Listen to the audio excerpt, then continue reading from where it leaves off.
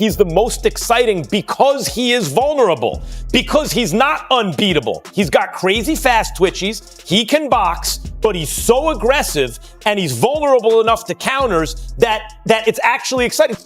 Tank got that Tyson-esque fast twitchies and the power, but because he's getting hit in exchange more. Tank, hold up, Gervonta,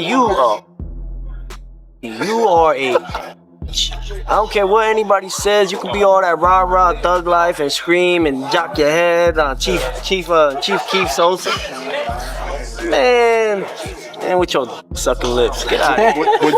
It's a Tank. Who can fight a Tank? Okay? Once he fires, it's When you talk about knockout power, there is strong, there is dangerous, and then there is Tank Davis, the walking glitch in boxing physics. You look hard.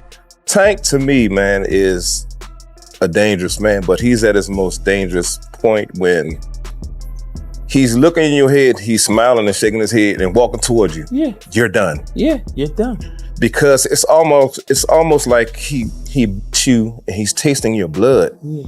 Oh, you taste good. As serious as he can be, at basically every point of a promotion and every point of the beginning of a fight, and then once he starts to crack a smile, it's like, what can you do? Then you watch his opponents collapse like their Wi-Fi suddenly lost connection with reality, and you realize this is not hype. It is horror playing out in slow motion. Fighters say he does not even seem like a puncher, no ripped biceps, no bodybuilder physique. Just pure dynamite covered in calm confidence. skill for skill. None of these guys can mess with me. Like nobody. Like I feel like my skills is way better than like Floyd. Like if I'm on my game. Well, yeah, I take that back. Probably hand in hand. But skill wise, nobody on TV that's fighting right now have more skills than me. Nobody. Like, talking about top to bottom list of fighters that's fighting. Then boom, lights out. That's not boxing power, that's a controlled detonation. With gloves on, what makes Tank truly terrifying isn't just the knockout. It's the setup, as Andre Ward once said about great fighters. They fight like they've lived. Man, that dude, Gervonta Davis, my first time watching him. I seen him a video on Instagram, man. I looked up his highlights, too.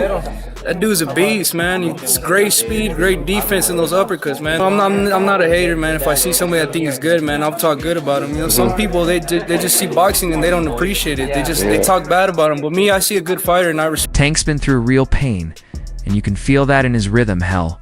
Walk you down smiling, shaking his head, like you done messed up. And from that moment, it's already over. Tank starts grinning mid-fight. It's because Hayes already tasted blood haze in that. Tyson zone, the part of the ring where fear becomes fuel, and the knockout is just a formality. But Tank, one thing I can say about Tank is he's smart. He can box. Yes. And he's explosive. You believe there's a chance the other guy can win, and that makes it even more exciting, to say nothing of the pace he sets, the level of action, the level of bombs that are thrown by Tank, and as he fights better opposition, the number that will be coming back at him. Yeah, he's guaranteed thrills for the dollar. And here's the wild part. Tank's not just a puncher, Hayes a tactician, disguised as craft. Hell go from high guard to cross guard to head movement in seconds. Not rounds, not exchanges, seconds. One slip, one twitch, and you're missing air most heavy punchers. Sacrifice defense for destruction, but not this guy.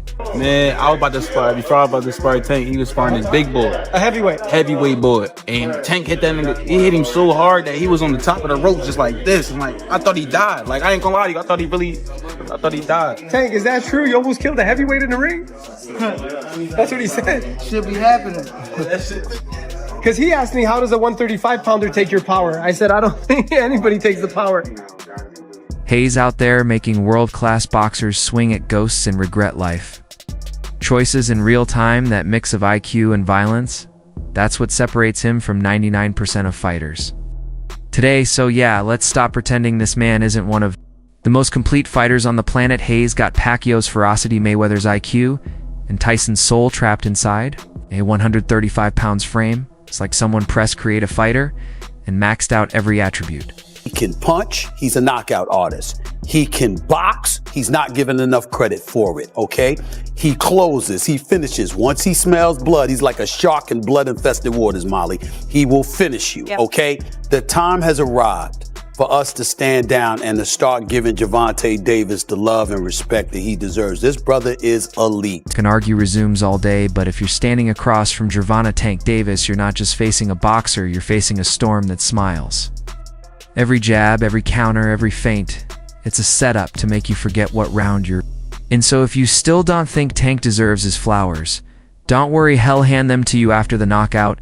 And just when you thought the Tank versus Jake drama was heating up, boom, Gervonta drops a bomb that shakes the whole boxing internet. You ever hear something so wild, you gotta pause the video and rewind just to make sure your ears aren't lying? That was this moment. Tank basically said, yeah, Floyd Mayweather tried to set me up to fail over his daughter Brew. We went from boxing beef to full-blown Netflix family drama. So do you think Floyd did that intentionally? Yeah, for sure. Why? After so much time, after like, I guess, again, after what we think he helped you come into the game, he gave you the spotlight. Like, why would he try to diminish your career? Because at that time, I don't want to go too deep into it because I don't want to bring up it was somehow that they were saying that I was messing with his daughter off of the fact that she kept Snapchatting me. Okay. She kept hitting me on the Snapchat. Can't one is watching. And the crazy part, Tank didn't even sound bitter. He sounded like a man who's already moved past it. Like, yeah, that chapter's over, but I still wrote. The book, you could feel that calm confidence, the kind that comes when you've survived the game's politics, and came out with both gloves still on. But let's be real, this whole thing shows how wild boxing gets behind the curtains. We talk about promoters. Legacy and money, but jealousy is the silent killer in this sport. Floyd saw the kid he discovered turning into his own boss, and it started looking a little too familiar. Tank outgrew the puppet strings, and once that happened, the old school control game didn't work anymore. Oh, they sent it to Floyd, and Floyd bugged out. Okay. So that's what made it like. And you think that was a downfall of y'all career? I mean, y'all. No, it was a downfall. Not career. Yeah, it was. Yeah, it wasn't a downfall of my career. I mean, our relationship, because it was more things that he was doing. Like, he scheduled a fight, I think, doing like your fight or something. I don't think they did it, but stuff like that. Promoting. Yeah, stuff like that. Like, you know? Yeah. Now, hate's like a man who's no longer scared to lose access. It's messy, it's dramatic, it's boxing, but that's what makes it addictive one day. You're fighting. For belts, the next, you're fighting for respect.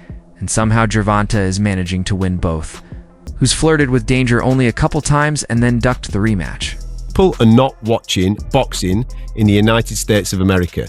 That has left a hole that the broadcasters have looked to fill, and they've done this with influencer boxing, which brings a completely different audience to the game. Every promoter and broadcaster on this planet is to blame for this situation that we are finding ourselves in right now. They've opened the door to clowns, and now we've got ourselves a circus. It is a travesty. When you step in with a 200 pounds novelty who sells out eyeballs, you better treat it like a real fight, not a paycheck photo. If he shows up cold, clinical, and finishes early, then that payday looks like a savvy retirement plan, not a surrender. And let me be blunt and theatrical, because that's what you invited me for.